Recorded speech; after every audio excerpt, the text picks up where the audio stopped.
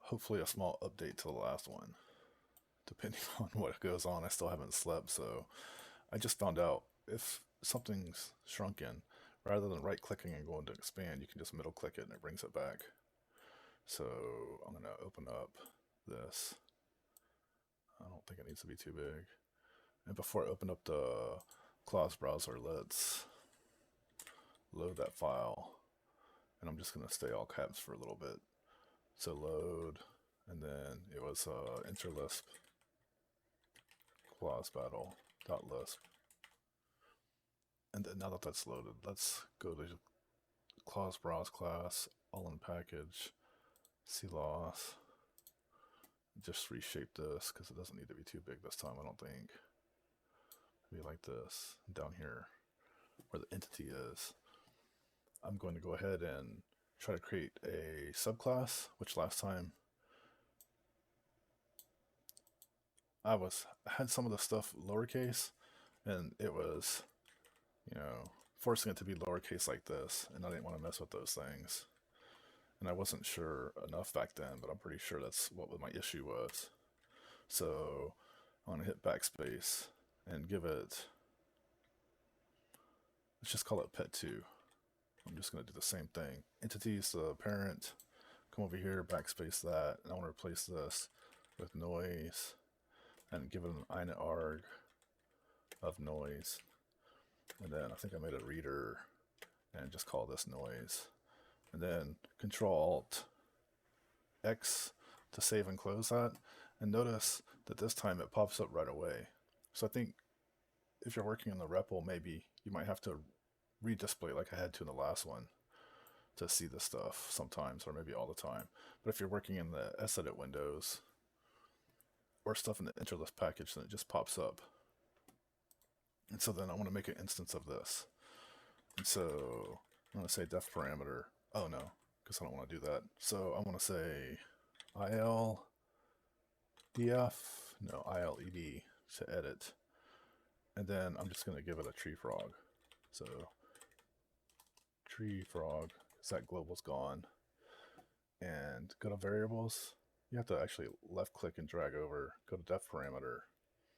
And then I want to click right here. Well, I'm going to click right here outside there. I'm going to hit delete twice to get rid of that. And then tree frog is an instance of pet2. So let's make instance and then call it pet2, all caps once again. And then instead of defining all this stuff, I'm actually not going to make this all caps because it's a string. I don't think that needs to be all caps. And then level and HP are inherited, and so is strength. But I actually wanted this guy to have 0 strength, let's say. And then I'm going to make a noise. And then once again, it doesn't need to be all caps because it's a string. And so maybe that window could have been bigger than it needed to be. Let's see, just reshape that so I can see it before we close it. And then right here, I'm just going to hit Control-Meta-X to save and close. And then now I should have a tree frog sitting over here and see the entities there. So like, I guess HP tree frog was inherited. And then of course add a name. And if I just say fix, then we can go back and say noise, which is what this was about. And then we get our noise back. So this seems to be working fine. It's just, unless you want to mess with these, maybe it's best to put stuff in all caps whenever you're doing it like this, rather than typing in the REPL. Okay, so, oh yes, something I want to go over that is, I find extremely important from the last video was df what did we call it? Battle till death. Battle till death. Fix this. And then go to the front. To go to the front, it's Control Alt L, I believe, and then I need to go over one, which is a less than, greater than sign. Type IL here, and then hit enter. Oops, then hit Control X to go to the end and run that. Now, what I noticed also, sometimes you have to be careful when redrawing these with the shape, because this window doesn't always show all your parentheses. Let me see if I can see if it's showing them all. Yeah, from here. If I was to make this a little bit wider, I don't want to sit here and try to make it happen, but let's just see if I make it like this. So if this was cut off like right here, sometimes it won't show all the parentheses, so it's just something to keep in mind. I do want it though to be reshaped so I can see the whole thing. So let's just shape this. I'll quit trying to make it bug out and make it big enough like this so we can see the whole form. In the last video, I was struggling because although I had stuff in the right spot at one time, I started like clicking on everything else. And so I want to say like Control and Shift. So like if I just hold Shift, it's a copy, and then Control and Shift. So even if I highlight this, as soon as I hit Control, notice how it turns into a box. That's how you know you're gonna like cut. And then this is underlining like that is a copy. Well, technically, highlighting it like this with just a Control key is a cut. Shift and Control is a copy and paste. And so the issue I was having last time is I was wanting to get this form and this form and move it over one. So if I was to start clicking here and then start clicking here, it just, you know, undoes it. And if I try to grab them like this, it grabs too much of this. So what I just found out is, because I just started clicking everything until I found this out, was it doesn't matter where I click in this form. If I click somewhere and then I right click in another form, it's going to highlight both of them. And if I was to do it over here and then right click over here, it highlights both of them. So this is really cool. And to get it like it was, I'm just going to click because this is where I have to be. So where I was last time, I was right here. And then it was like this. Right? So I have one too many parentheses right here. So in order to move these two guys, that's all I have to do once again. I'm going to hold Control and Shift down, left click anywhere in this form, right click anywhere in this form, grab those two, and then let go of the Control and Shift. Bam. Perfect. So that's really important to know. And then the other thing, which this I have nothing, like I know nothing about hardly, but I clicked a little bit in the last one.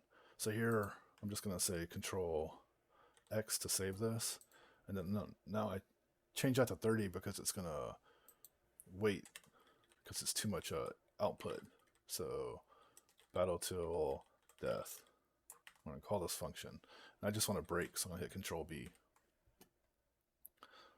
I'm not sure if it shows me where I am in here. So first off, let me make this window a little bit bigger.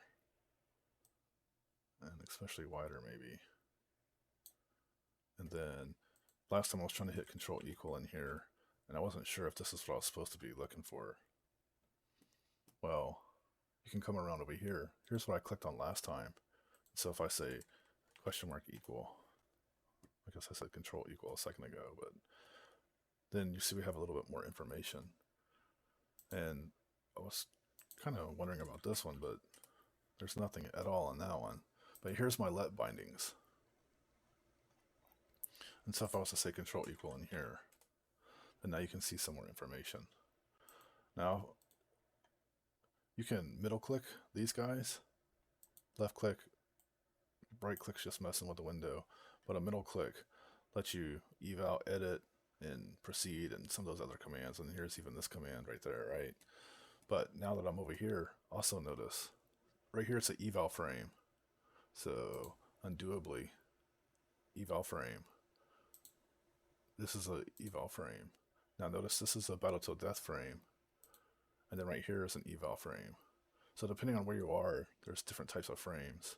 But now that I'm over here, we have, let's say, in this let over here, then we have these let bindings, let's say.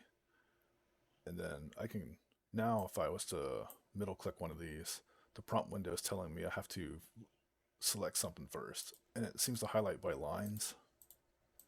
So now if I was to highlight this and then middle click it, then there's different ways to inspect it. Like I tried to like look at it as a record, but yeah, I don't know what all that stuff is. If I come over here, there's like a display edit, which I think it might just be named old, because this is really going to bring up a Sedit window.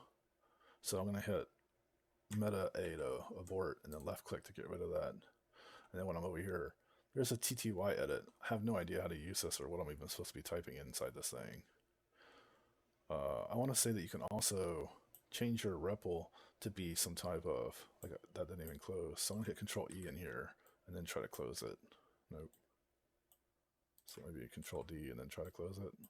Yeah. So you can also turn your REPL into some kind of, I forget what it's called. It's not called TTY edit, I don't think. But now I can come over here and inspect this, which is, I guess, the more important thing to look at. If I was to reshape this guy to be a little wider, let's say, then you can see some of the stuff that's in there. And then here's my blob, let's say. So if I middle click this, I can inspect this. And then now we have more information inside here. So really this shows all the information I need to see. But for some reason, like if I want to inspect this even deeper, I could just go look at one of these guys. So if we look at our hero and go to inspect, then now I can go, like, I'm not sure. That says there's nothing to inspect there. But, oh, I got to left click something probably. Left click it, and then I can inspect. But really you're just drawing down, and now there's nothing left to inspect. Oh, there is on that though.